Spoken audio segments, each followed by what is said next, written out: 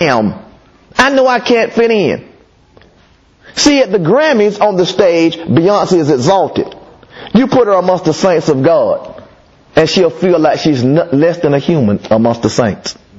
So I must stay amongst the homosexuals and lesbians and freaks at the Grammys. So I'll be somebody in my own mind and never recognize what I've sunk to, how debased I really am.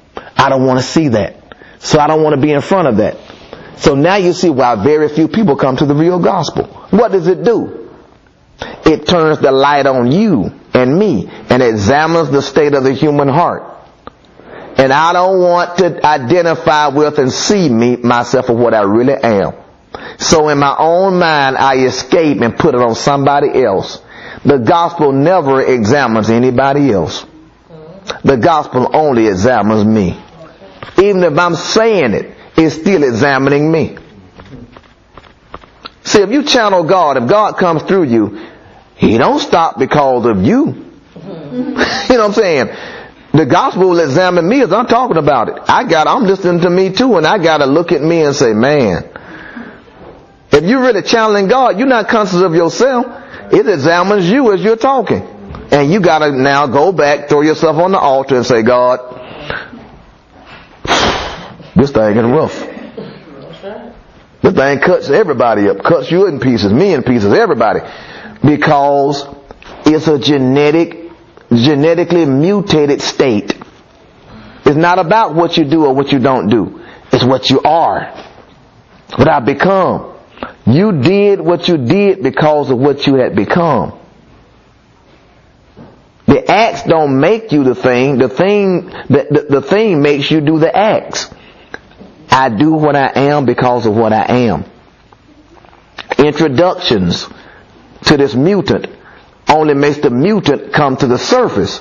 See, if you weren't going to do a filthy act, if you weren't going to perform oral sex on somebody because it was detestable to you, you never would have done it. But it just brought the mutant out of you. When introduced to you, you might have flinched a little bit or drew back, but then through participation, the mutant got more and more control over you until what you thought was detestable at first became desirable at the end. It can get to you and bring the mutant. It's bringing the mutant out of you. The boys in the street call it bringing the freak out of you. I'll bring the freak out of you, girl. Just stay with me. I'm going to bring the freak up out of you. And once they get you freaked out, you'll have an appetite for what you once hated.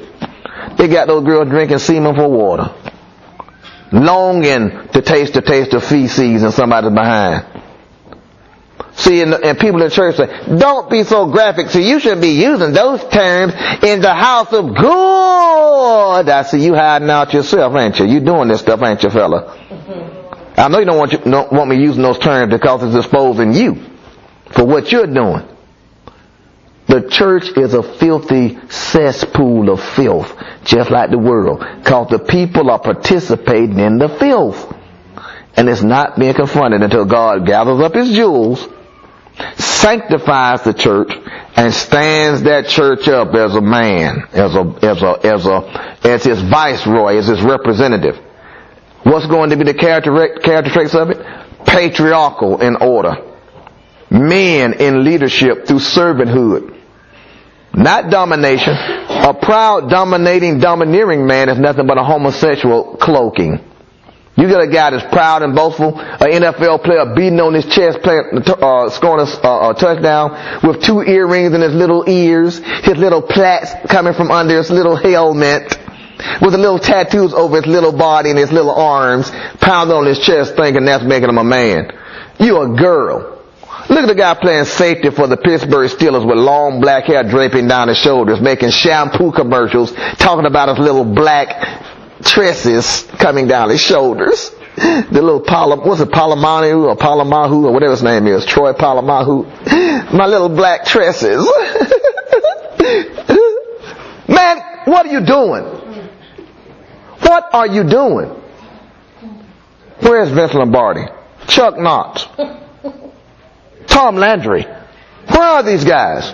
Where are the ghosts of Tom Landry and Chuck Knox and Vince Lombardi, man, in the NFL? You would have never gotten to the field. They would have tied you down in the locker room and cut your hair, man. and pull those earrings out of your ear without even taking the ends off of them. Would have ripped them out of the ear and let them heal up.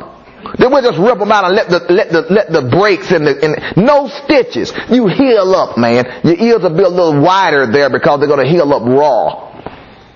We're getting you back to manhood. We're pouring acid on your tattoos and burning it off your skin.